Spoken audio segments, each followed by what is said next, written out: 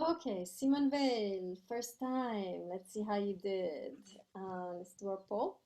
1 to 10. You know how it goes. Any tens for Simone Weil? This was easy reading. No? Still didn't convince you? Okay, 9, 8. Okay, Delmas, 7, 6. Oh, you guys are a hard audience. Okay, coming now to the haters. 5, 4. Oh, Shepherd. 3. Castaneda, is that you? Is that a 3? No, no, no. No, no. It was a 7. Okay, okay. 2, 1, 0. A bunch of you didn't vote because you didn't read. Okay, no, I think most of you read. All right, let's start with the only hater of the class who manifested himself. Shepherd, would you like to share what happened to you? The only hater I put 6, but maybe you didn't see it then. I thought it was an okay reading. I mean, my line of thinking is pretty adjacent to I guess the reading, but I would say that an idea of like I guess a God who doesn't necessarily want to interfere with their creation is it kind of resonates with one beliefs, like I would actually like to hear why people disagree with that statement. That, There's that one quote that said I'm going back to it. It said through the absence of Christ, mendicity in the widest sense of the word and penal action are perhaps the most frightening things on earth, two things that are almost infernal. And the way that I read that was essentially that people fear being left alone. People fear there not being, I guess, any meaning or reason to their existence. I mean, I don't know if I'm misinterpreting this, but would I would like to hear from somebody who actually like agreed with that, because I find comfort in the absence of, I guess, the meaning, but that's just my personal belief. okay, so you're looking for a philosopher who would actually feel comfortable in the absence of meaning. Is that what you're saying, Shepherd? Yes. Okay, great. Yeah, so Yes. Nietzsche, right? We did Nietzsche. He was pretty comfortable with the absence of meaning. The one you're No, of looking, course. right? There's another one though I'm gonna prescribe to you. Hold on, let me mute everybody. Yeah, there's another one I'm gonna prescribe to you is Albert Camus, who is really talking about that. And he's one of the philosophers. We didn't study him, but he responds to Marcel actually. They have a kind of dialogue, and he's saying how why do we always need to create, these meanings? Why can't we just live in a meaningless life and enjoy it? Right? So actually, I would really prescribe him to you because he would be someone you probably would enjoy if you're coming from that direction. Um, so yeah, check him out. He's also written against Marcel, and Marcel has responded. So they've been kind of at odds, friendly odds, but nevertheless, kind of criticizing each other. Good. Okay. Let's see. Delmas, you're the one lover I remember. Tell us, why did you like Simone Weil?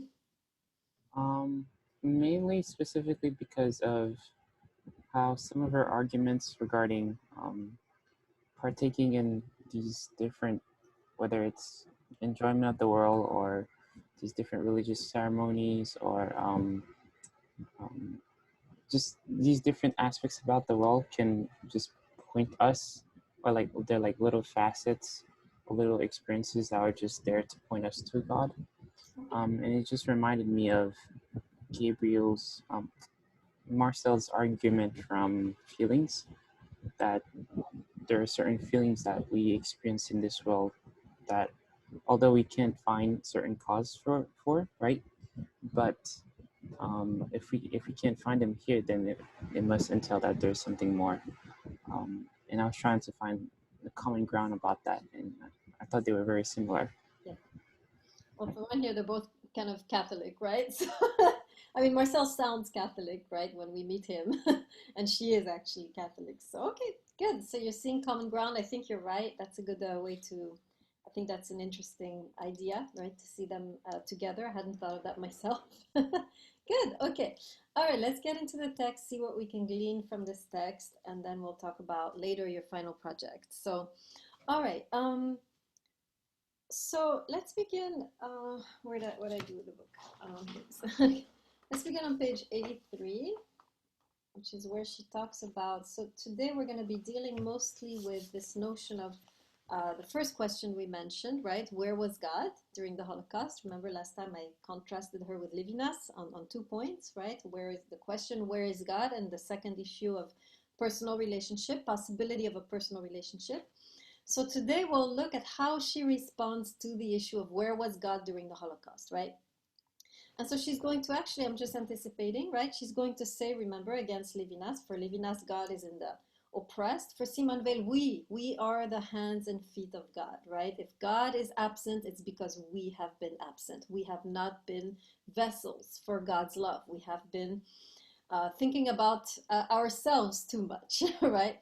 And ignoring the calling, right, of love. So here she's going to talk about, right, this notion of being a vessel for God.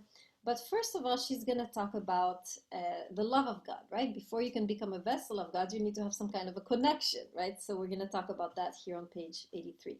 So she begins here and says, right, and we're going to see it's very similar to Maimonides, right? She's going to say, there is, to connect to God, right? Not everyone can do it right away, right? Same as Maimonides. Remember, Maimonides says, yeah, we all have a mind, we all have reason, but our reason needs to be purified for us to really receive the divine providence, right? So she's going to say something similar. She's going to say, before we can truly experience the love of God, we have to develop the implicit love of God. We have to learn to love in general, right?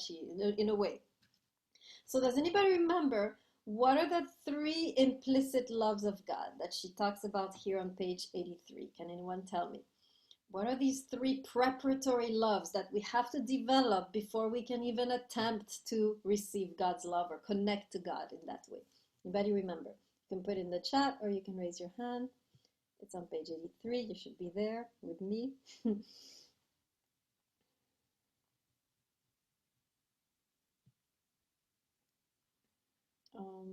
Who is that a hand? Okay, okay, good. Castaneda, yes. Love of our neighbor, very good. Myra, beauty of the world. And what's the last one? The one we're going to do today, actually. Love of religious practices. Yes. So remember. Exactly. Very good, Castaneda, right? So here she says, so I'm going to read, right, on page 83, paragraph 1, 2, 3, 4. Right? Are you with me? The implicit love of God. Put your hand in the screen if you're with me. Okay, great. All right, the implicit love of God can have only 3 immediate objects, the only 3 things here below in which God is really those secretly present. Okay, so in other words, we can already begin to love God implicitly before we can love God directly, right? And she says we have to develop the love for religious ceremonies, the beauty of the world and our neighbor, and so forth. So let me explain briefly what she means, and then we'll delve into the religious ceremonies today. So basically she says this, unless you're able to love, and here she talks about nature. When she talks the beauty of the world, she talks about the love of nature. So before you can properly love God, actually you have to have forged some kind of love of nature. If you're insensitive to nature, you don't give a damn about animals and trees, forget it. You're not going to be able to connect in any deep way to the creator, right? So in a way she says those who have a sensitivity to nature, those who love nature, who love, who are able, who have developed this kind of love, they are very close actually to connecting to God, right? And unless you develop that kind of love, right? If you're savage, if you're going around littering, and if you're, this in a way is you're very far, right? You're not going to really be able to, you haven't yet reached a refinement, right? Your heart has been refined to the degree where it can encounter God, right? Just like for Maimonides, the mind had to be refined. Now it's our hearts that have to be refined, right? And remember, Rumi also said something similar, right? The refinement of the heart. Here, Rumi, it was through suffering, right? Here she's saying, no, as we develop love of nature, this is one way that we can refine our affections, our heart. Another way is to start loving our neighbor, right? The way we love each other is also going to be refining our hearts, right? The way we're able to love each other even when it's not going well, the way we're capable of forgiveness, the way we're capable of broadening our horizons for the sake of the other. All of this is preparing us, right? Broadening our hearts to eventually encounter God, right? And finally, she says, and this is what we'll do today, we have to have some kind of at least curiosity, being intrigued with religious ceremonies, right? We should be able to capture the mystery that is present or sense, right? The mystery that is present in religious ceremonies. In other words, if you enter a church or a synagogue or a mosque and you feel nothing, right? You're not sensing that there's something mysterious going on. You also need further refinement, right? You should be, if your heart is very refined, and if your heart is very refined, polished, right? When you enter any sanctuary, you're going to feel something, right? You're going to feel there is a presence or a mystery. Any sanctuary, whether it's Jewish or Muslim or Christian, right? So that's what she's saying. If you're not capable of sensing that something deep is going on, your heart needs further refinement, right? So those are the three ways that we can begin to cultivate our affections, that we can begin to refine the heart, in order to prepare ourselves, right, for this deeper encounter. So she says this here on page 84. It is probable, everybody with me, put your hand in the screen. Okay. She says this, right, it is probable that in most cases the period of preparation does not draw towards its end, and the soul is not ready to receive the personal visit of its master unless it has in it all three indirect loves to a high degree. So the invitation is to prepare our hearts, cultivate our hearts, just like we did our minds, right? By studying mathematics, physics, astronomy, right? Here she's saying, learn to love nature, learn to sense the mystery in religious ceremonies, learn to love the neighbor, and you will one day have this privileged encounter, right, with God himself. Okay, so today I'm going to focus on it's in the section love of the neighbor, but it entails some religious ceremonies, so it's a kind of a blend.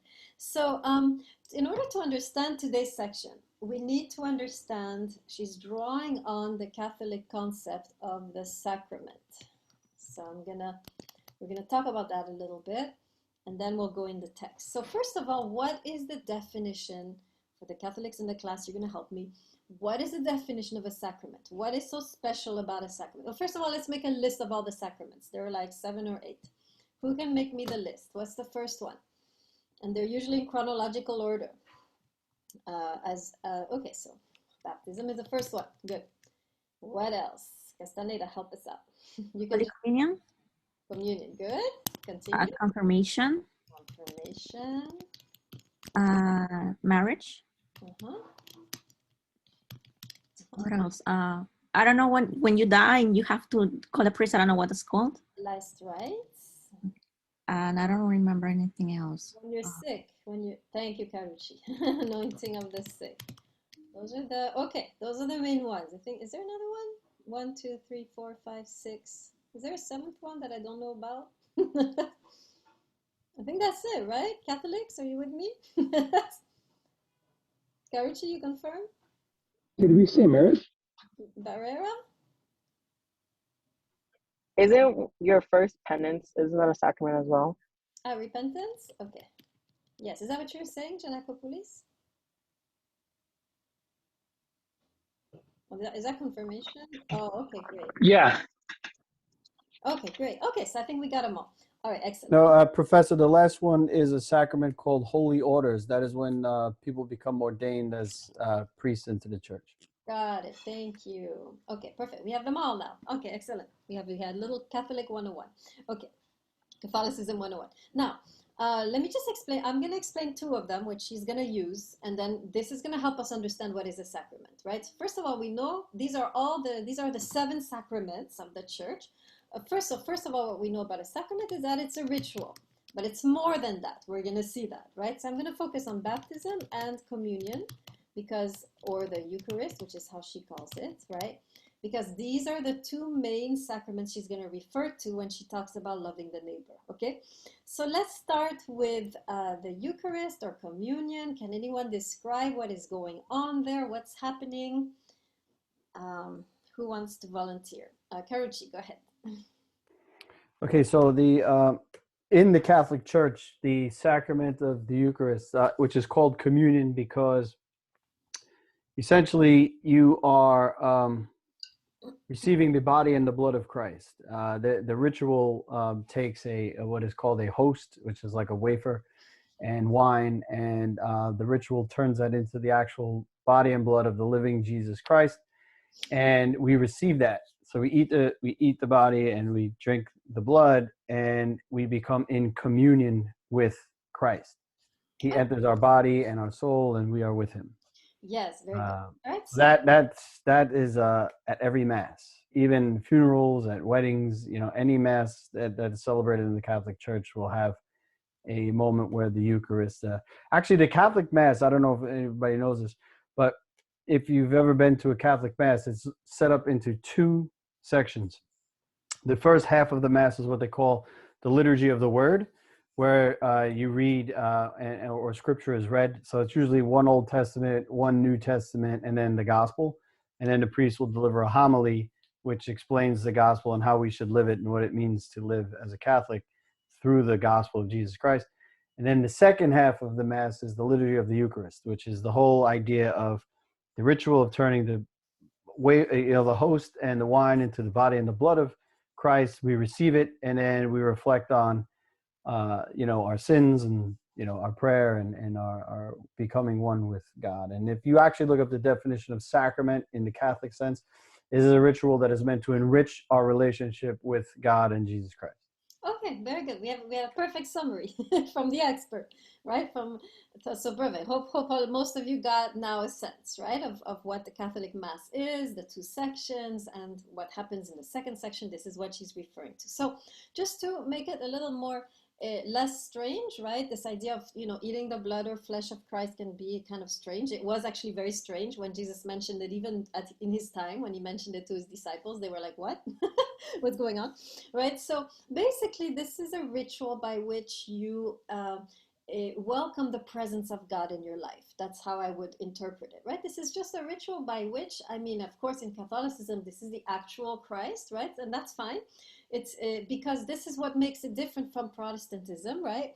In the sacrament is something real that is happening. It's not just a ritual, right? So let me say it again. So the Eucharist is really, you are incorporating, you are receiving the actual presence of God in your life. You're being possessed by God, right?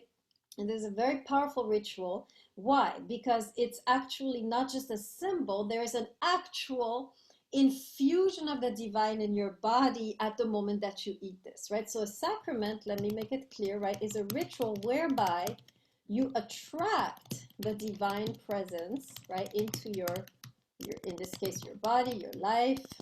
In the case of marriage, we'll see your relationship, whatever, right? So this is very interesting, right? Because I find it interesting personally, right? Because this is actually powerful. This is not just symbolic, oh, I remember God, you are supposed to be dwelling in me, right? This is actually, you are creating a channel at that moment. You are creating a venue, an opening between your world and the world of the divine, right? And something is coming. You are drawing, in a way, divine strength, divine light, divine presence into that particular moment, right? So this is a very powerful action. It's an action which has an impact on the divine realm, drawing it closer in a way that if you didn't do the action, there wouldn't be such an infusion of the divine that there can be when you perform that particular rituals, right? So are you seeing how powerful a sacrament can be? Put your hand in the screen if you're following. This is important to follow what's coming next, right? So, okay, and you don't really have the equivalent, I think, in the other monotheisms, correct me if I'm wrong, right, of an actual, creating a breach, right, whereby the divine actually flows, right, through that particular, maybe you do. Actually, I'm wrong. Any ritual, right, has that power, right? So, but here in Catholicism, they really emphasize, right, the fact that there is an actual breach created through which the divine light is flowing into your life, right? So now what's interesting about the sacrament, only the priest can give it, right? Not anybody can go around, handing out sacraments, right? Only the priest can be the one performing the sacrament. You can't go and do a sacrament on yourself, right? And not everybody can receive the sacrament, right? If you wander into a church and you're not Catholic, you better stay seated in the back like you were, right? Don't go out wandering up front trying to get the Eucharist, right?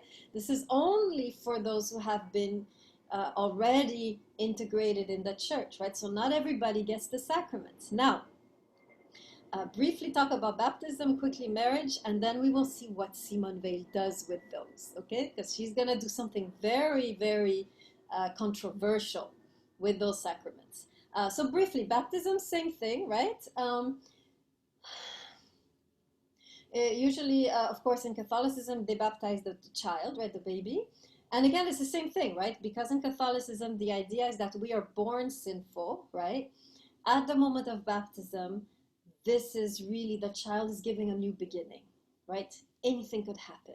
Doesn't need to walk in the footsteps of their parents, right? They're freed from the karma, freed from original sin, freed from their DNA, freed from everything their parents did that could have been transmitted, right? This is, again, very powerful ritual where the child is given complete new beginning. It's even more powerful, in my view, in the Protestant churches where you receive the baptism when you're an adult. And this is the same idea, right? You are therefore cleansed completely of your past life. You have a new beginning, fresh slate, right? Clean slate. And this is considered to be something that is actually happened. It's not just, I wish, or symbolic. This is an actual transmutation of your being. Something has shifted. You're not the same person anymore, right? Okay, that's baptism, right? Water. The child receives some water, some droplets of water. If you're in Protestantism, you will immerse completely in water and emerge. Same idea of an actual, literal cleansing of the old self and a making room for a new self, right? Simone Weil talks here about a new creation, and rightly so. Okay. So and then of course, just to finish this idea of the sacraments, drawing, right, the divine, the clearest one is the marriage, right? You come, you already love each other, that's fine. You don't need to get married to love each other, clearly, right? But the ritual actually adds something because you're now again drawing the divine love into your relationship in a way that is supposed to enhance and strengthen and deepen your own love for each other, right? So again, something actually is happening. A gift is given, right? A sacrament, there is always a gift that is offered through the sacrament. Okay, so now we're good, right? We have a better idea of the sacraments and the actual entry of the divine that they allow, right? That they are causing. Now, let's go back to Simone Weil. What Simone Weil is going to do, which is very controversial, she's going to say the sacraments should not be the property of the priests, right? So she's going to say that we can all offer the sacraments to each other. So what she's actually doing is walking in the church, taking the sacraments and bringing them outside to everyone who is outside of the church, right? Which is not surprising if you know her a little bit, right? So what she's saying basically is that we can become these priests which offer, right, the presence of God in this way, right? We can give the sacraments to each other. In other words, the Eucharist especially, right? She's going to talk about, which is supposed to be in the precinct of the Mass, right? It's not supposed to leave the Mass. It's only for Catholics and only the priest can offer the Eucharist. She's going to go today in page 84 when she talks about the love of the neighbor. She's going to say, we are the priests, right? And we have a duty and responsibility to offer the Christ to anyone out there in the street, right? So she has taken the Mass into the streets, and that's the controversial thing she's doing, right? So Simone Weil takes the Mass, which is reserved for priests and Catholics, right? And has taken it out takes the Mass into the streets, right? Where we are now priests, right? And we'll see what the Eucharist is in that context, okay? So let's read together on page 84 where she's going to start talking about the love of the neighbor. In that section, I'm on the second paragraph. So first of all, I'm going to explain what she says, and then we'll read the text, okay? So basically she's saying, anytime you help someone, right, you're doing much more than helping them, right? Let's say you're helping a younger sibling with math, okay? They suck at math, they always get bad grades in math. In fact, they've done so poorly the last few, months that they think they're stupid now, okay? So they're convinced they're stupid, they're failing math, it's affecting their other grades. One day you say, okay, I'm gonna help you. Okay, you help them with their math, they get better at math, but what are you helping them also? What else are you restoring in them as they start to get better grades in math? Is it just the math? What else are you doing?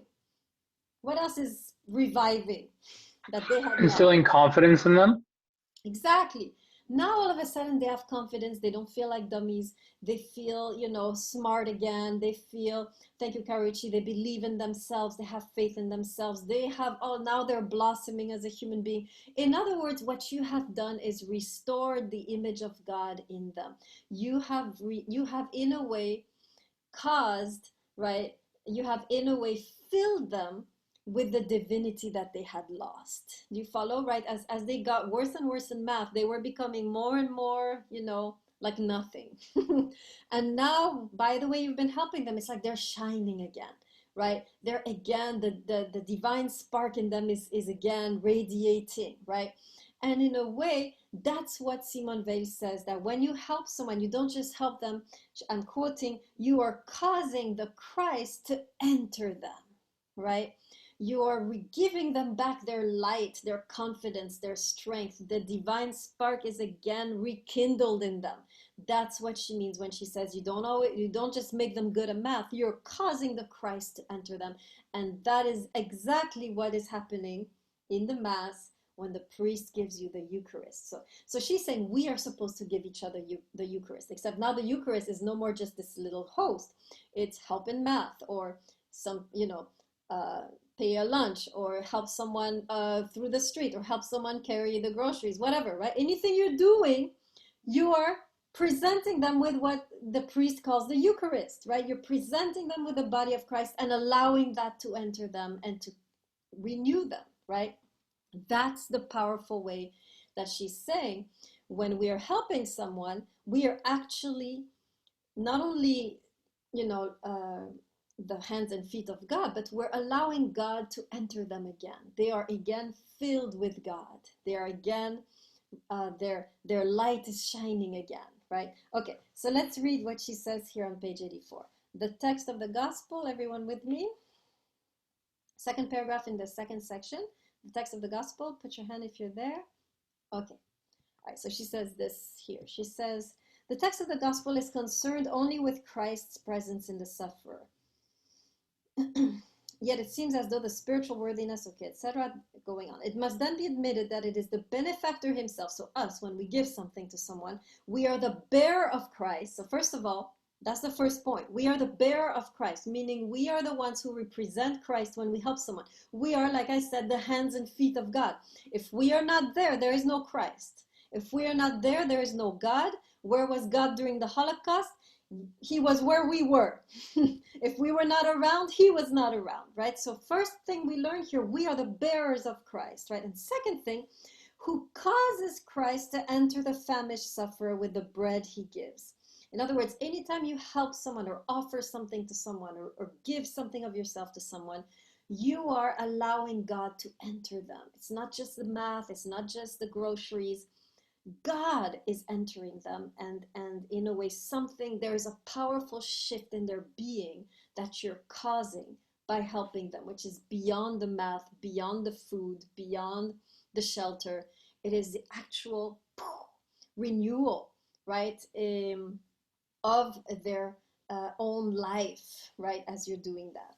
Okay, then she continues, right, the other can consent to receive this presence. You're actually giving them the presence of God, or not exactly like the person who goes to communion, and so forth, right? Okay, so that's the first thing we learn here, is the way that we are the bearers of Christ, and the way that when we help someone, we are not just helping them with whatever their issue is, we are causing the divine presence to, and we are transmitting to them something of the divine presence. In other words, they become filled with power, right? In a way that they weren't before. They become filled with strength, with honor, with dignity, with light, right? Okay, so let's go now to baptism. Same thing, still in this love of the neighbor section. Let's go to page 90.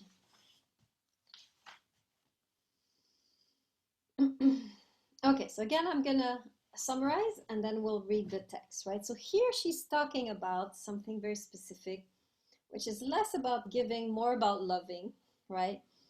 And this is the ability to love someone and through our love to give them a fresh start, right? So very often, right, people are going in a certain direction, not good for them, right? And they meet someone, right, who offers them love. And you can be sure very often direction shifts, right? In other words, it's as though our love has the power to shift the destiny of someone. Right now, when I'm saying that, I'm not saying our love has the power to change someone. What I'm saying is our love creates the best conditions for that person to themselves want to change, right? No one can change anyone, right?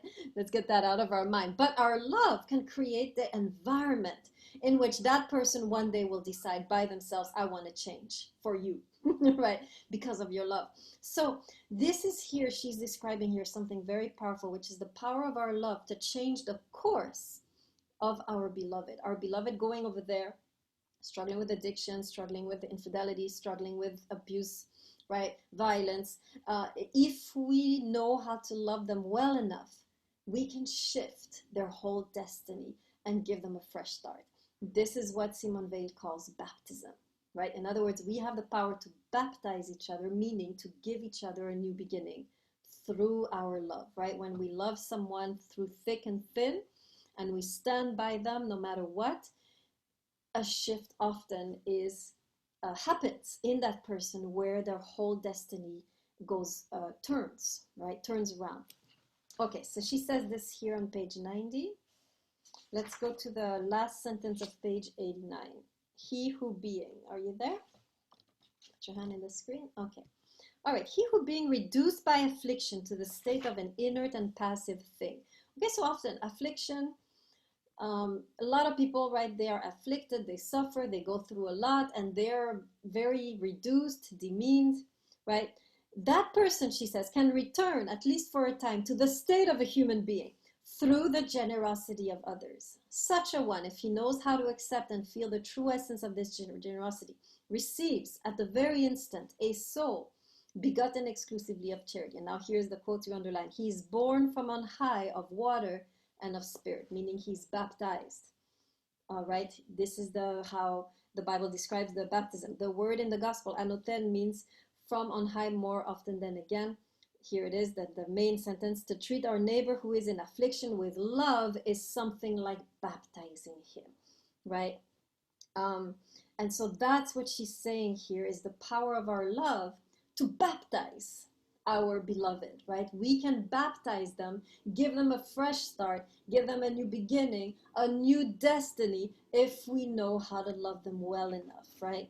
So that's the main idea here, right? This idea of ability to baptize, right? Through love.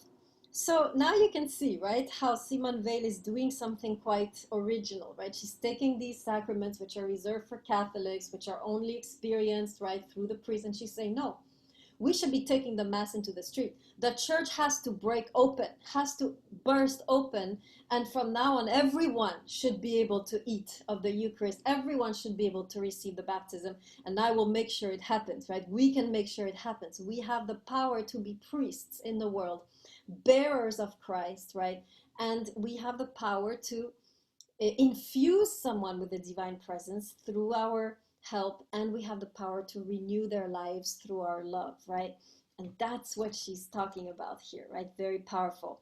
So to the question, right, which is a test question, where was God during the Holocaust, right? She would say God was us, right? We were the bearers of God. And the reason there was no sign of God is that there was no sign of us, right? We were not doing our job as priests. We were hiding away somewhere, looking the other way, right? We were not bearing Christ. We were not, courageously baptizing each other and offering each other the Eucharist, right? And so in that sense, right, if our hands are not working, God, in a way, God's hands are tied when we are not receptive and when we are not able to be bearers, right, of God or representatives of God. Okay, any questions on this section or on anything we said so far or comments?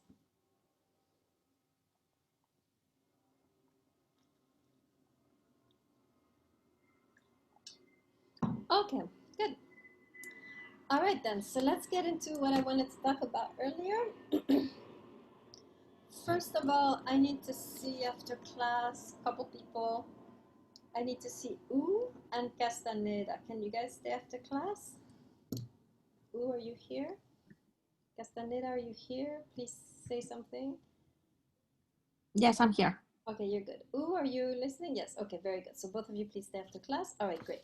Now, I want to talk briefly about the final project, and then I'll talk about summer and fall classes, and then I'll talk about some retreat I'm planning eventually. So, well, a lot to talk about.